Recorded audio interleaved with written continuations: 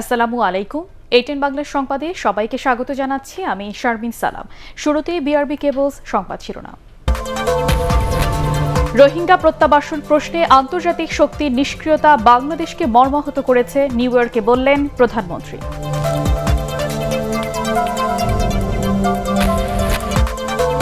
মিয়ানমারের রাখাইন রাজ্যে রোহিঙ্গাদের জন্য $18 কোটি অতিরিক্ত তহবিল ঘোষণা যুক্তরাষ্ট্রে।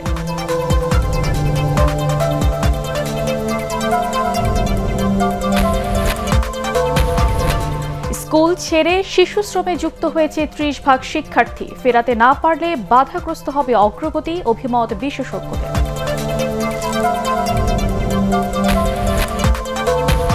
ডিজিটাল নিরাপত্তা আইনের মামলায় সুনামগঞ্জের ঝুমন দাসকে 1 বছরের জামিন দিল হাইকোর্ট।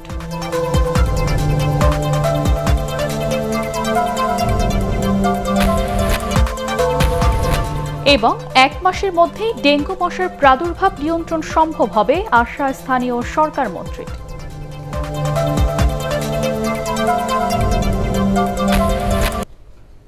শুনছিলেন বিআরবি কেবলস সংবাদ শিরোনাম। এবারে বিস্তারিত। অতি জরুরি ভিত্তিতে রোহিঙ্গা প্রত্যাবাসন জোরদার করার দাবি জানিয়েছেন প্রধানমন্ত্রী শেখ হাসিনা। নিউ ইয়র্কে রোহিঙ্গা সংকট নিয়ে ভার্চুয়াল বৈঠকে তিনি বলেন, রোহিঙ্গা প্রত্যাবাসন প্রশ্নে আন্তর্জাতিক শক্তিগুলোর নিষ্ক্রিয়তা বাংলাদেশকে মর্মাহত করেছে। এদিকে কোভিড-19 সংক্রান্ত শীর্ষ সম্মেলনে করোনা টিকাকে সার্বজনীন গণপণ্য হিসেবে ঘোষণার দাবি জানিয়েছেন প্রধানমন্ত্রী। আপেল মাহমুদের রিপোর্ট। নিউ ইয়র্কে জাতিসংঘ সাধারণ পরিষদের অধিবেশনের ফাঁকে রোহিঙ্গা সংকট নিয়ে অনুষ্ঠিত হয় উচ্চ পর্যায়ের আন্তর্জাতিক বৈঠক। এতে ভার্চুয়ালে অংশ নিয়ে প্রধানমন্ত্রী শেখ হাসিনা বলেন, রোহিঙ্গা সংকট একটি আন্তঃসীমান্ত ও আঞ্চলিক সমস্যা। এই সংকট সমাধান করা আন্তর্জাতিক সম্প্রদায়ের দায়িত্ব। I believe you all share our concern for urgent action to resolve this serious problem. We need to go beyond words and rhetoric into tangible action to reach this desired outcome, which is also the cherished desire of citizens of Myanmar, means Rohingyas. এর আগে যুক্তরাষ্ট্রের president Joe Biden white হাউসে বিশ্ব নেতাদের নিয়ে আয়োজন করেন COVID-19 সংক্রান্ত শীর্ষ সম্মেলন। এতে হোটেল থেকে ভার্চুয়ালি যোগ দিয়ে প্রধানমন্ত্রী বলেন, 2022 সালের আগস্ট মাসের মধ্যে দেশের 80% মানুষকে টিকা কার্যক্রমের আওতায় আনার পরিকল্পনা নেওয়া হয়েছে। এ সময় করোনা টিকার সত্ত্ব কোনো দেশ বা কোম্পানির হাতে না রেখে বিশ্ববাসীর জন্য তা উন্মুক্ত করার দাবি জানান তিনি। Effective global vaccination, COVID-19 vaccines need to be declared as global public good. We are planning to vaccinate 20 million people per month until 80% of our population is vaccinated by August 2022. সক্ষম উন্নয়নশীল ও স্বল্পোন্নত দেশগুলোকে টিকা উৎপাদনের সুযোগ দেওয়ার আহ্বান জানান প্রধানমন্ত্রী Sheikh Hasina. Bangladesh undertook apple Mahmud, ATN Bangla. মিয়ানমারের রাখাইন রাজ্যে রোহিঙ্গাদের জন্য $18 কোটি অতিরিক্ত তহবিল ঘোষণা করেছে যুক্তরাষ্ট্র। বুধবার রোহিঙ্গাদের জন্য নতুন এই সহায়তা তহবিল ঘোষণা করা হয়।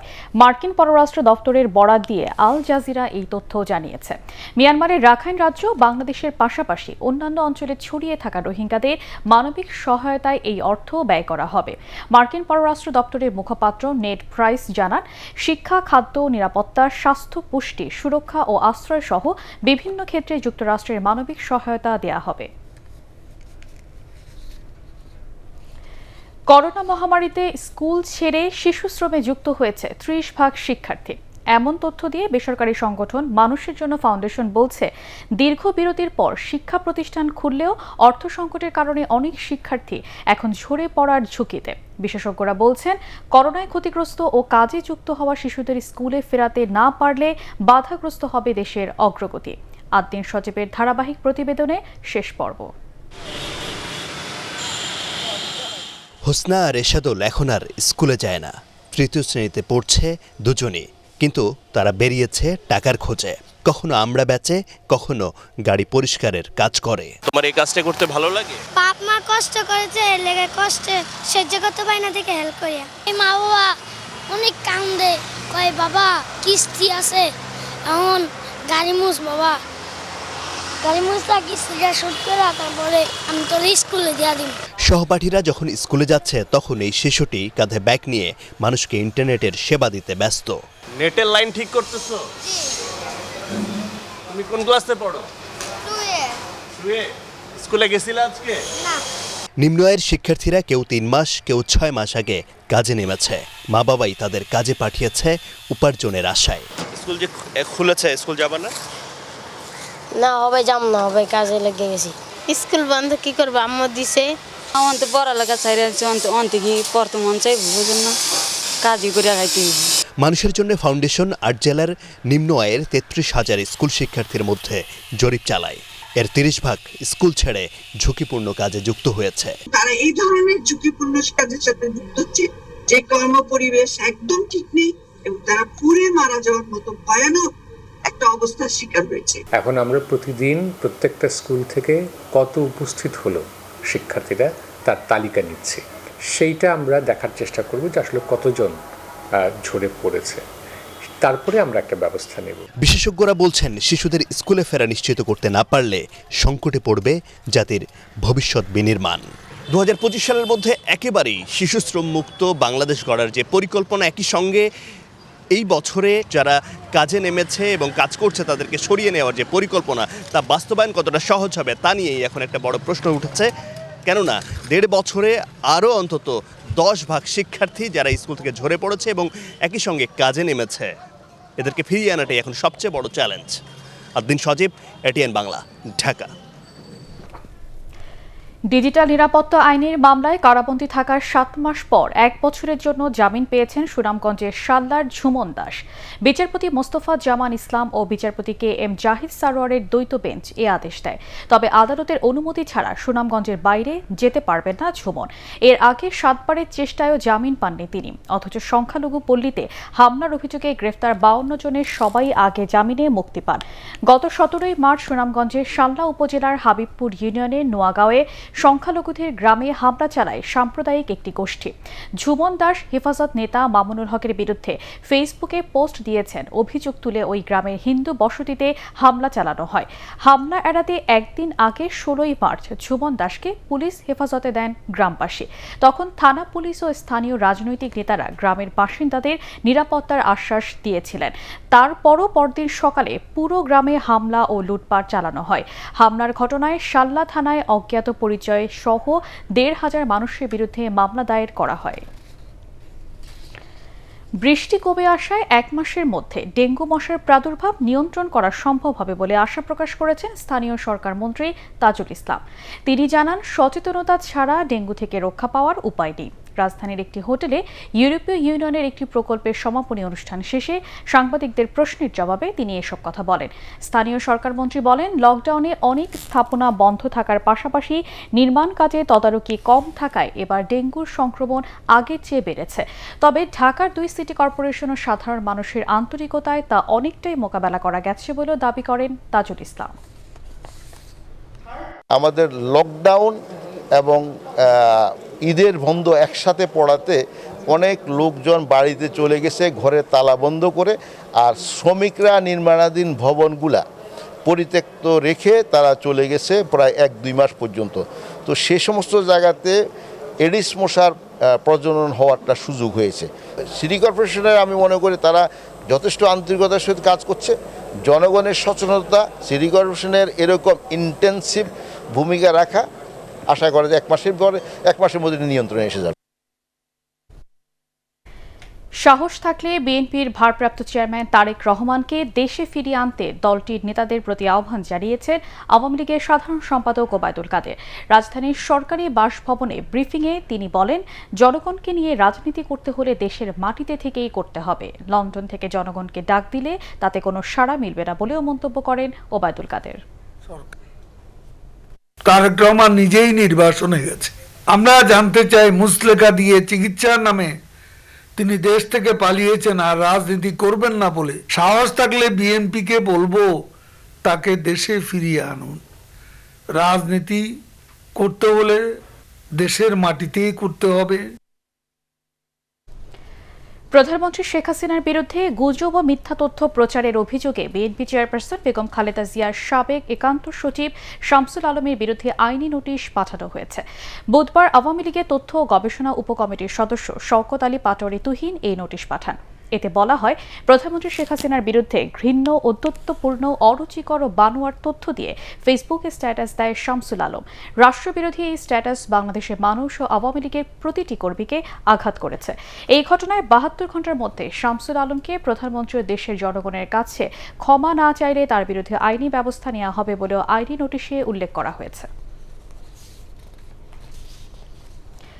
জামালপুরের তারাকান্দিতে দেশের বৃহত্তম ইউরিয়া উৎপাদনকারী যমুনা সার কারখানার অ্যামোনিয়া গ্যাস ও বিষাক্ত বর্জ্যের দূষণ মারাত্মক রূপ নিয়েছে।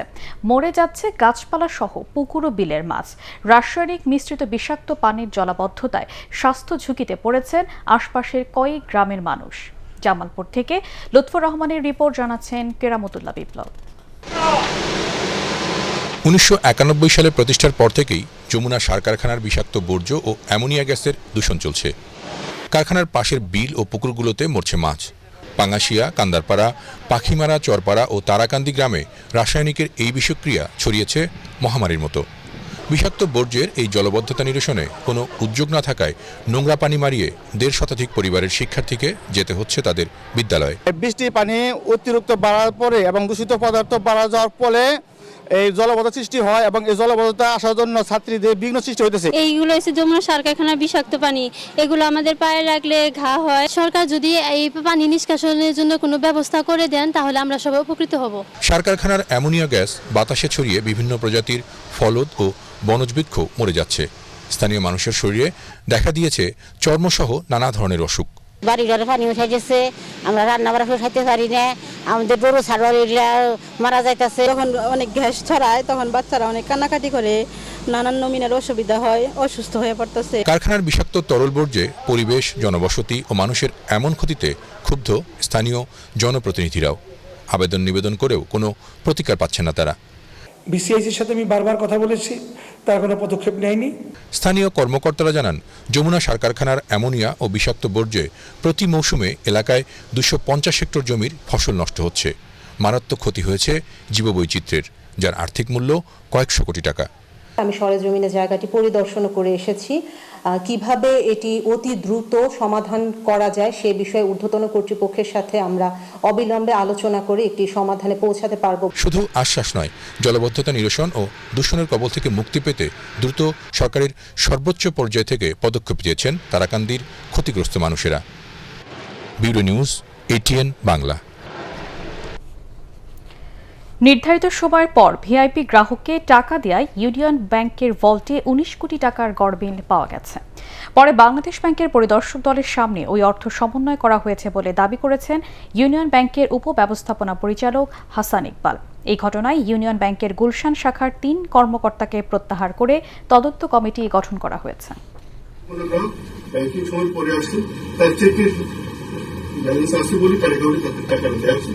পরবর্তীতে বাংলাদেশ ব্যাংকের যে অডিট টিম আছে তাদের সামনেই এটাকে অ্যাডজাস্ট করে নেয়।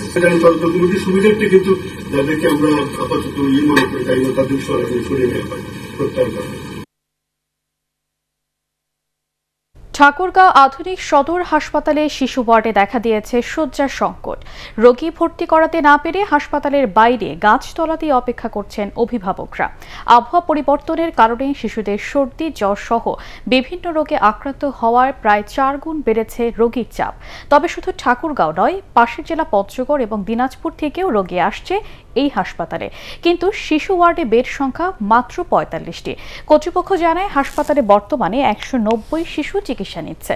এর মধ্যে সবশেষ ২৪ ঘন্টায় ভর্তি হয়েছে ৮৭ জন। আর তাই বাধ্য হয়েই মেঝে এবং বারান্দায় চিকিৎসার বন্দোবস্ত করেছেন ডাক্তাররা।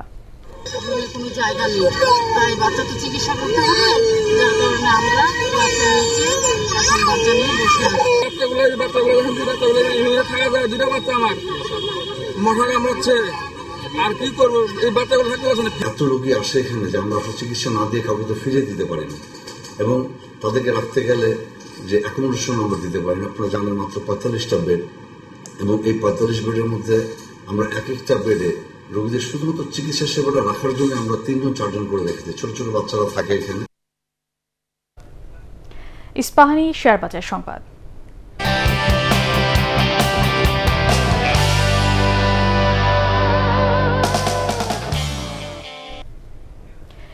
সপ্তাহের শেষ কর্মদিবসে ঢাকা স্টক এক্সচেঞ্জে মূল্য সূচকের উত্থানে লেনদেন চলছে।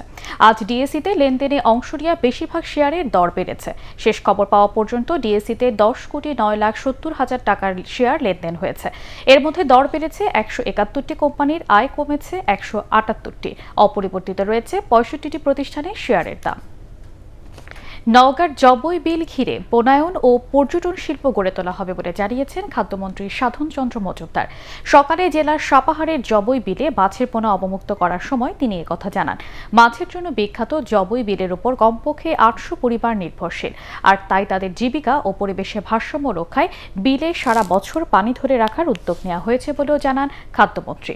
তিনি আরও বলেন, 1998 সালে প্রধানমন্ত্রী শেখ হাসিনা নেয়া উন্নয়ন প্রকল্পের সুবিধা এখনও এখানকার মানুষ ভোগ করছেন। স্থানীয় উপজেলা চেয়ারম্যান শাহজাহান হোসেন, উপজেলা নির্বাহী কর্মকর্তা আব্দুল্লাহ আল মামুন এ সময় উপস্থিত ছিলেন। করোনায় ক্ষতিগ্রস্ত সবাইকে ত্রাণ সহায়তা দেওয়া হয়েছে বলে দাবি করেছেন দুর্যোগ ব্যবস্থাপনা ও ত্রাণ প্রতিমন্ত্রী ডক্টর এনামুর রহমান। দুপুরে সাভার উপজেলা পরিষদের উদ্যোগে মহামারীতে ক্ষতিগ্রস্তদের ত্রাণ সহায়তা দেওয়ার সময় তিনি এই দাবি করেন। বর্তমান সরকারের সময় দেশের কেউ খাদ্যাভাবে থাকবে না মন্তব্য করে বন্যায় ক্ষতিগ্রস্তদেরও ত্রাণ সহায়তা নিশ্চিত করার প্রতিশ্রুতি দেন তিনি। পরে উপজেলার আইন শৃঙ্খলা কমিটির সাধারণ সভায় অংশ নেন দুর্যোগ ব্যবস্থাপনা ও ত্রাণ প্রতিমন্ত্রী। আল আরাফা ইসলামী ব্যাংক অর্থ সংবাদ।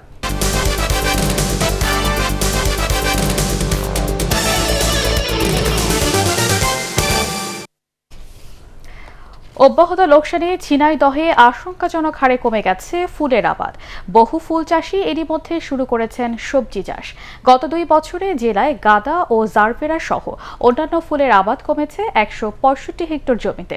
কৃষি বিভাগ জানায়, করোনার কারণে ফুলের চাহিদা কমতে থাকায় ফুল চাষে আগ্রহ হারাচ্ছেন চাষিরা।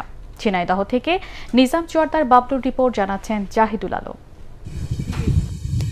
2 বছর আগেও এসব মাঠে দেখা যেত ফুলের সমারোহ। তবে মহামারী শুরুর পর থেকে বদলে যায় সেই দৃশ্য। লকডাউনের চাহিদা কমে যাওয়ায় এবং পরিবহন সংকট দেখা দেয় ঝিনাইদহের গান্না, কালীগঞ্জ, কোটচাঁদপুর সহ বিভিন্ন এলাকার ক্ষেতেই নষ্ট হয় লাখ লাখ টাকার ফুল।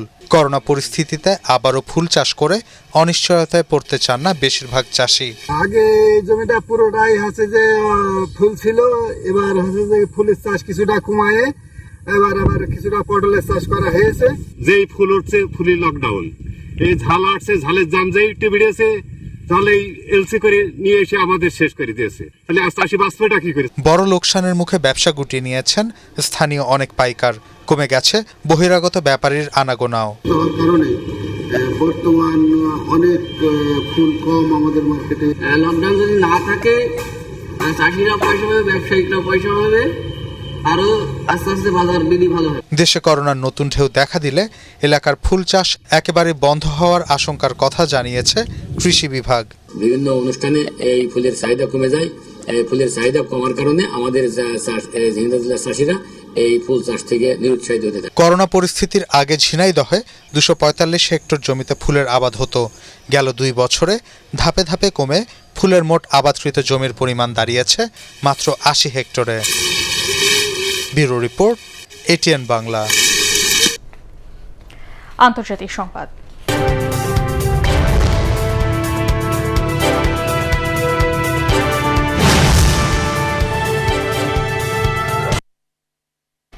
ভারতের পশ্চিমবঙ্গের ভবানীপুরের উপনির্বাচন নিয়ে কথার লড়াই জমে উঠেছে তৃণমূল, কংগ্রেস ও বিজেপির মধ্যে। উপনির্বাচনের প্রচারে চেতলা এলাকায় নির্বাচনী সভায় পশ্চিমবঙ্গের মুখ্যমন্ত্রী মমতা ব্যানার্জি বলেন, ঝড় বন্যা যতই আসুক সবাইকে ভোট কেন্দ্রে যেতে হবে। তৃণমূলকে ভোট না দিলে অন্য কেউ বাংলার মুখ্যমন্ত্রী হবে। তৃণমূল নেত্রী অভিযোগ করেন, বিজেপি সরকার দুর্গাপূজার সময় 144 ধারা জারি করতে চায়, কিন্তু পশ্চিমবঙ্গে তা হবে না। তবে সবাইকে স্বাস্থ্যবিধি মেনে মণ্ডপে যাওয়ার অনুরোধ করেন তিনি। এদিকে বিজেপি প্রার্থী প্রিয়াঙ্কা টিব্রেওয়ালের পক্ষে জনসংযোগে যাওয়ার সময় পুলিশের সঙ্গে বাকবিতণ্ডায় জড়িয়ে পড়েন পশ্চিমবঙ্গের নতুন বিজেপি সভাপতি সুকান্ত মজুমদার। পুলিশের দাবি, সেখানে তাদের নির্ধারিত রুট এড়িয়ে বিজেপি নেতারা অন্য রুট ব্যবহার করায় তাদের মধ্যে উত্তপ্ত বাক্য বিনিময় হয়। আগামী 30 সেপ্টেম্বর ভবানীপুর আসনে উপনির্বাচন অনুষ্ঠিত হবে। এবারে পার্টেক্স খেলার খবর।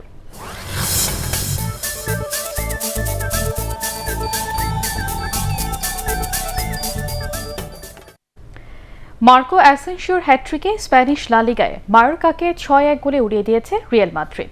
এই ম্যাচে জোড়া গোল করে রিয়ালের হয়ে 200 গোলের মাইলফলক ছুঁয়েছেন করিম বেনজেমা।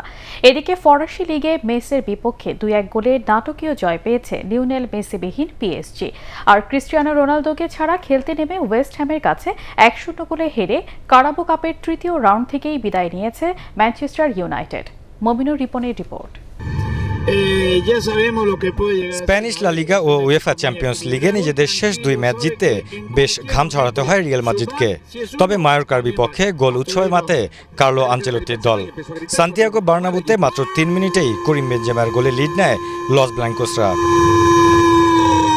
এরপর 24, 29 ও 55 মিনিটের গোলে হ্যাট্রিক করে রিয়াল সমর্থকদের আনন্দের উপলক্ষ এনে দেন স্প্যানিশ মিডফিল্ডার মার্কো অ্যাসেনসিও। 78 মিনিটে নিজের দ্বিতীয় গোল করেন করিম বেনজেমা। রিয়াল মাদ্রিদের জার্সি গায়ে 200 গোলের মাইল ফলক স্পর্শ করেন এই ফরাসি তারকা। ফ্রেঞ্চ লিগ ওয়ানে মেসির বিপক্ষে 2-1 গোলের কষ্টার্জিত জয় পেয়েছে প্যারিস সেন্ট জার্মে। আর্জেন্টাইন অধিনায়ক লিওনেল মেসিকে ছাড়া খেলতে নেমে 5 মিনিটে আশরাফ হাকিমির গোলে এগিয়ে যায় পিএসজি। 39 মিনিটে মেসকে সমতায় ফেরান বুবাকা কুয়াইত। 90 মিনিট পর্যন্ত পিএসজিকে আটকে রেখে পয়েন্ট ভাগাভাগি করার স্বপ্ন দেখছিল মেস, কিন্তু শেষ মুহূর্তের নাটকীয়তায় তা হয়ে ওঠেনি। অযথা বলে লাথি মেরে দ্বিতীয় হলুদ কার্ড নিয়ে মাঠ ছাড়েন ডাইলান ব্রন। আর এর প্রতিবাদে সরাসরি লাল কার্ড দেখানো হয় মেসের কোচকে। খেলার একদম অন্তিম সময়ে হাকিমির দ্বিতীয় গোলে জয় নিয়ে মাঠ ছাড়ে তারকাদের দল পিএসজি। তবে পর্তুগিজ মহাতারকা ক্রিস্টিয়ানো রোনালদোকে বসিয়ে রেখে কারাবো কাপের তৃতীয় রাউন্ড থেকেই ছিটকে গেছে ম্যানচেস্টার ইউনাইটেড। ওল্ড ট্রাফোর্ডে 9 মিনিটে আর্জেন্টাইন তারকা ম্যানুয়েল লানজিনির গোলে লিড নেয় ওয়েস্ট হ্যাম। শেষ পর্যন্ত এই লিড ধরে রেখে রেড ডেভিলদের বিদায় করে পরবর্তী রাউন্ডে জায়গা করে নেয় তারা। মমিনুর রিপন, এটিএন বাংলা। শেষ করার আগে বিআরবি কেবলস সংবাদ শিরোনাম আরেকবার। রোহিঙ্গা প্রত্যাবাসন প্রশ্নে আন্তর্জাতিক শক্তির নিষ্ক্রিয়তা বাংলাদেশকে মর্মাহত করেছে, নিউ ইয়র্কে বললেন প্রধানমন্ত্রী।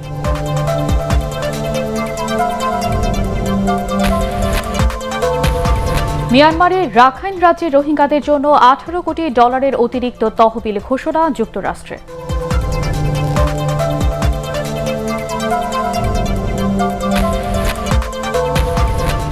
স্কুল ছেড়ে শিশুশ্রমে যুক্ত হয়েছে 30% শিক্ষার্থী, ফেরাতে না পারলে বাধাগ্রস্ত হবে অগ্রগতি, অভিমত বিশেষজ্ঞদের।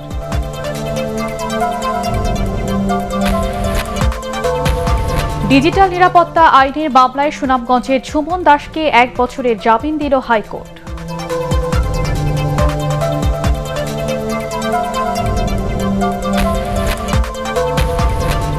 এবং 1 মাসের মধ্যেই ডেঙ্গু মশার প্রাদুর্ভাব নিয়ন্ত্রণ সম্ভব হবে, আশা স্থানীয় সরকার মন্ত্রী।